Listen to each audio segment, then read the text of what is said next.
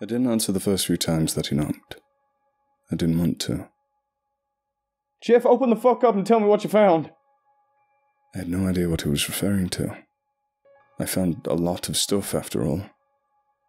However, it turns out that he was only being polite by knocking. Within a few minutes my door was down. It was so sudden that I yelped in shock. I don't even know what he did. The door just kind of fell over. I looked around my box of an apartment, trying to identify an escape route. But then I remembered I was on the 14th floor. Chad barges in and tells me that we have to go back to the factory. For the briefest second, I protest. But that never mattered. I wasn't getting out of this. He grabs my arm and pushes me out into the hallway. It seemed effortless for him. We get into his car and start driving. Once we get there, we're met with the familiar red and blue lights, a bunch of dead cops. There's some kind of bizarre, buzzing sound emanating from within the cornfields. It's almost like that ringing you hear in your ears when everything's absolutely silent. The more I sit still, the louder it is. But I don't like it, so I don't sit still. Chad seems to take a frantic look around of the place before getting out of the car. He rushes over to the trunk and pulls out what appears to be an extremely large and rather bizarre-looking shotgun. And then he looks at me.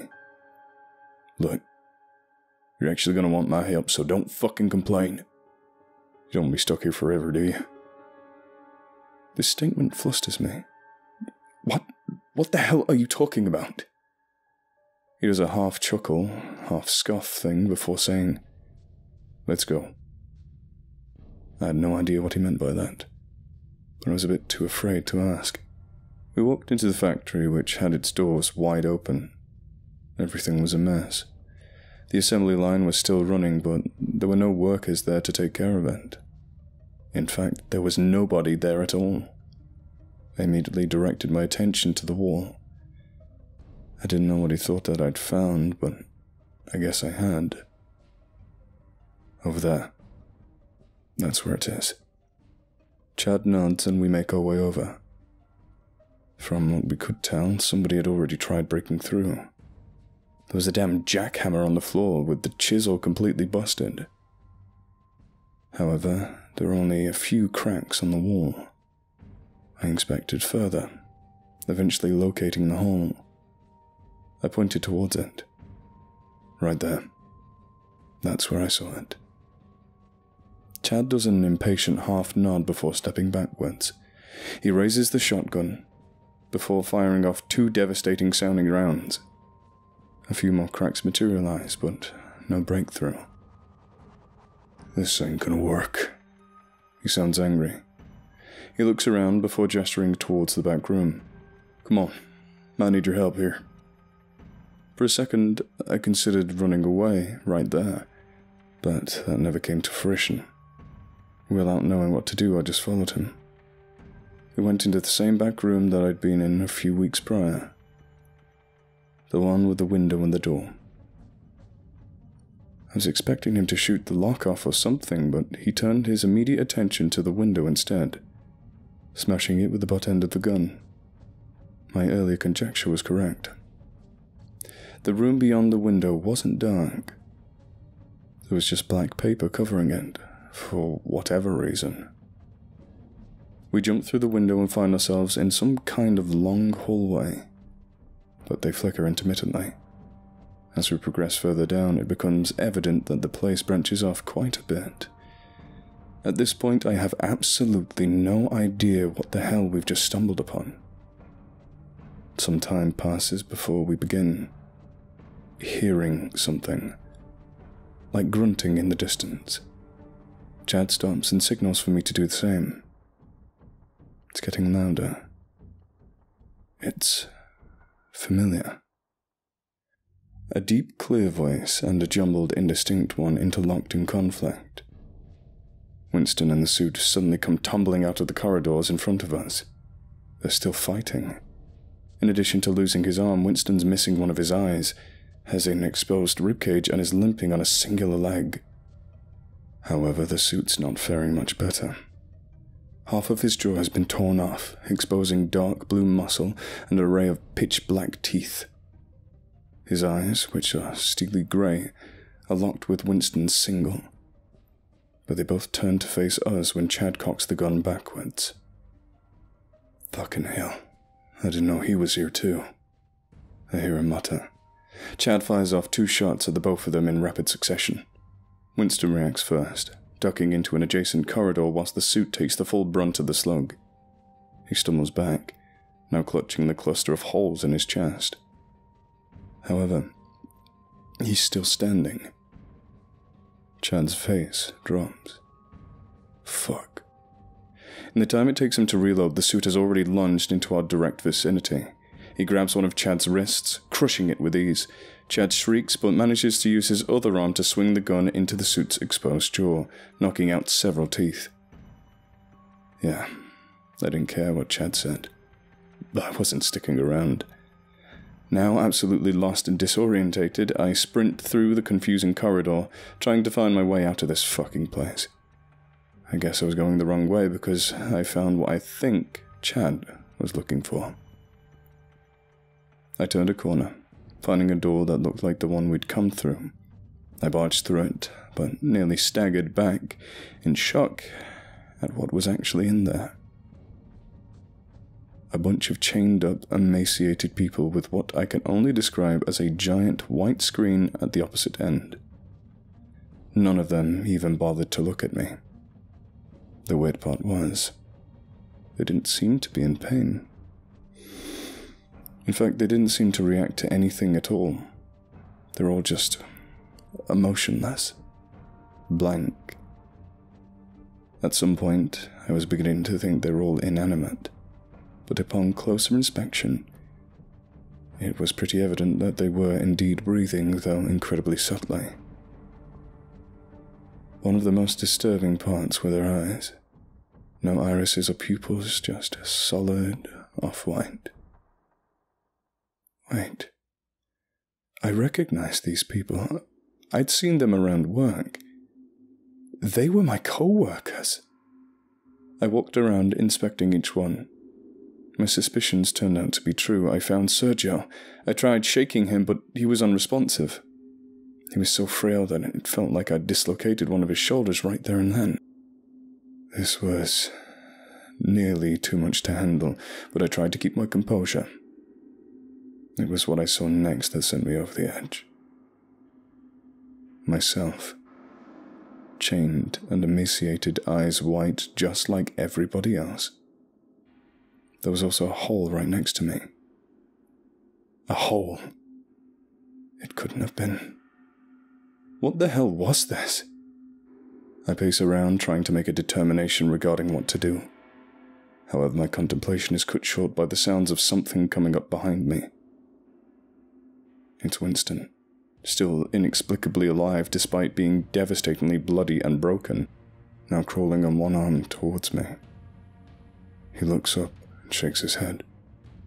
Everything would have been fine.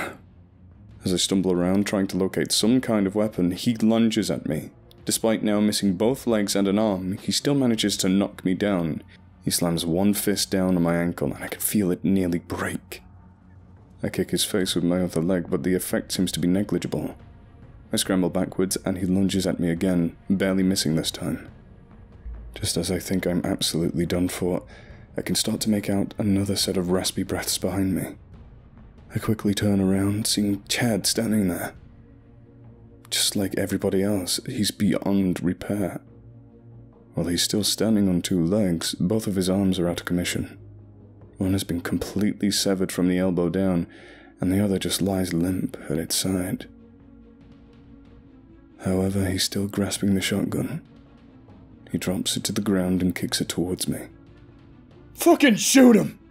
I hastily grab it and turn around just in time as Winston's preparing for another lunge. This time I hit him square in the chest. His body bounces backwards before hitting a wall. For a moment, I think it's over. However, that hope quickly fades as Winston rapidly spins back around, now with a gaping hole in his upper body. What the hell? I find myself blurting out. No, not him! Chad screams. I turn to look at him again, seeing him raising a shaky finger somewhere to the right of me. I make a hurried attempt to pinpoint what exactly he's trying to point out, and then I see it. It's another Winston, also chained up. However, he doesn't seem to be starved like everybody else, retaining the same bulky frame that he had when I first met him. Out of the corner of my eye, I see the other Winston bounding towards me. Without more hesitation, I raise the gun and take a desperate shot. Since he was rather far away, the bullet spread this time, hitting about 3 others close to him. But one of them hits where it counts. The neck. As soon as the connection is made, the crippled Winston ceases movement. However, the other Winston bolts up, hands covering his leaking throat. He stumbles for a few moments before falling down. He looks over at me, an expression of pure hatred plastered on his face before ultimately going limp. As soon as this happens, the white screen at the other end also disappears. Chad lets out an exasperated sigh and slumps down, with his back to the wall. For a moment, we simply say nothing. But he eventually breaks the silence. Kill your copy before it's too late. At first, I felt apprehension. Are you serious? Why? Just fucking do it. Winston wasn't a part of this world. You're not too late yet. Everybody else is, but you aren't. I waver for a few minutes. What happened here? I call out to him, but I get no response. I turn to look at his now lifeless body, slowly sliding down the wall. His head pivots slightly as it hits the floor, revealing a large gash to the back of his skull. I guess there's only one thing left to do here. My ankle hurts like hell, but I can still move it. I limp over to my own copy, examining it once more. This time, I notice the difference. My face isn't completely blank like the others. There's still some semblance of nearly indistinguishable expression still fighting its way outwards. I pick up the shotgun and slam it down on my temple. I do this until my breaths have ceased completely. I was expecting to feel something, but nothing changed. For a moment I consider doing the same to Sergio, but then I remember Chad's last words. You're not too late yet. Everyone else is, but you aren't. I do it anyway. Maybe there's still a chance for him. But maybe that's just wishful thinking. Before leaving, I fished Chad's keys out of his pocket. It felt a tad disrespectful, but I didn't know what else to do. I walk out the door and back down the corridors, with this feeling of relieved melancholy looming over me.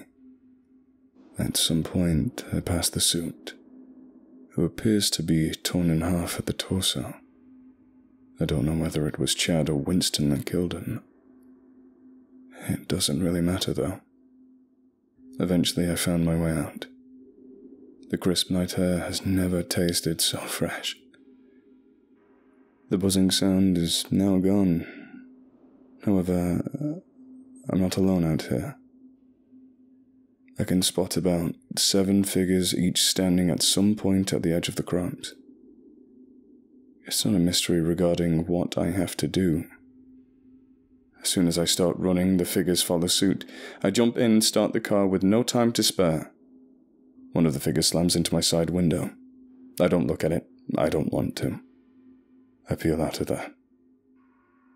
When I get home, the sun's starting to come up. I lock all my doors and shut all my blinds before passing out on the couch. When I wake up, 11 hours have elapsed. I'm feeling a lot better. I suppose the only thing that I really have to worry about at this point are the crop people. I might also have to deal with the cops, but we'll cross those roads when we get there. I've messaged Sergio, but he hasn't responded. But I'm safe for now, at least. I think. By the way, I just found a job posting in my local paper. $27 an hour for a barista. At the Dolus Cafe.